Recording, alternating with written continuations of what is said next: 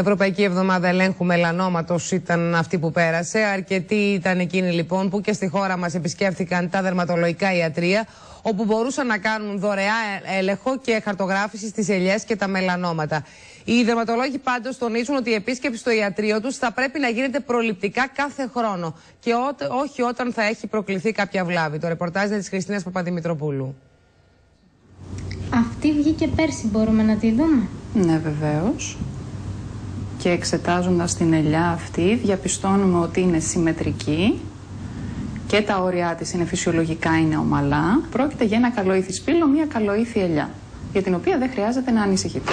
Η Ελλάδα με την έντονη ηλιοφάνεια, ιδιαίτερα το καλοκαίρι, δεν θα μπορούσε να μη συμμετέχει στην Ευρωπαϊκή Εβδομάδα Ελέγχου Μελανόματος. Πολλοί είναι εκείνοι που επισκέφτηκαν τα δερματολογικά ιατρεία, όπου οι γιατροί έλεγχαν δωρεάν σε όλο το σώμα τα μελανόματα. Μάλιστα, υπήρχε συγκεκριμένο ερωτηματολόγιο, το οποίο συμπλήρωναν πριν τη χαρτογράφηση στις ελιές. Είχε μεγάλη συμμετοχή, πολλοί Έλληνες συμμετείχαν και μας χαροποιεί ιδιαίτερα το γεγονός ότι συμμετείχαν περισσότεροι άνθρωποι από ό,τι προηγούμενες χρονιές. Βλέπω εδώ έχει και μία ερώτηση για το οικογενειακό ιστορικό. Παίζει ρόλο? Παίζει σημαντικό ρόλο. Δηλαδή, όταν έχουμε μια οικογένεια που έχουν ήδη διαγνωστεί κάποια περιστατικά καρκίνου του δέρματος, θα πρέπει να υποβάλλεται σε επαναλαμβανόμενους ελέγχους. Κάθε χρόνο 2.000 Έλληνες διαγνώσκονται με δερματικό μελάνομα. Οι γιατροί προσπαθούν με την Ευρωπαϊκή Εβδομάδα Ελέγχου Μελανόματος να ευαισθητοποιήσουν το κοινό για την έγκαιρη πρόληψη και διάγνωση αυτού του δερματικού καρκίνου. Πότε όμως πρέπει να μας ανησυχήσει ένα σημάδι στο δέρμα μας? Πρώτον, αν εμφανιστεί μια ελιά σε σημείο που δεν υπήρχε τίποτα, αφού το 50% των μελανομάτων αναπτύσσονται σε καθαρό υγιές δέρμα.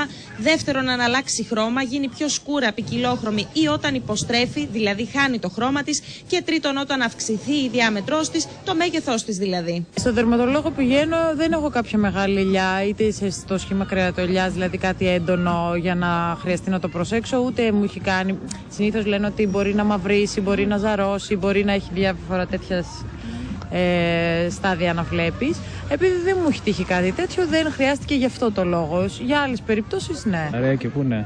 Εντάξει, από εκεί πέρα τώρα, αν το παρατηρήσει και κανένας άλλος που κάνει παρέα μαζί μου, θα δούμε. Και εγώ το κοιτάω, αλλά εάν παραμένει ως έχει, δεν θα δώσω παραπάνω σημασία. Η αλήθεια όμως είναι ότι καλό είναι να πηγαίνουν στο δερματολόγο περισσότερο, όπως είναι και ο γυναικολόγος, κάτι αντίστοιχο.